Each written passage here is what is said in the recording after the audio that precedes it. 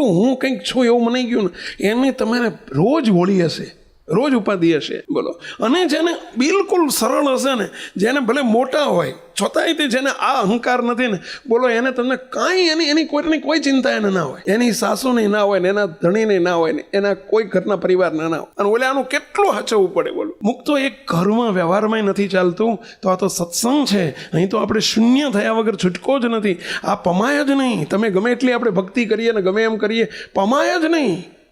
હા. અને ભગવાનને સંતને આપણું સાચવવું પડે. મુક્તો બહુ ફેસ કરીએ છીએ અમે રાત્રિ દિવસ. અત્યારે અમારો મોટા ભાગનો સમય સાચવવામાં જતો હોય છે. બોલો, મોટા ભાગનો સમય રાખ રખાપમાં જ જતો હોય છે. બહુ જ ધ્યાન રાખવું પડે. જમવાનું કોઈ આવ્યા હોય તો જમવાનું, ઉતારાનું, બેસાડવાનું, ઉઠાડવાનું, કેમ છો ને શું છો ને, બસ આમાં ને આમાં જિંદગી અમારી 50%, 60%, 80% જિંદગી અમારી સંતોની આમાં જાય છે. બોલો. ત્યારે એમ થાય ખરું અહીંયા આ જ વસ્તુ.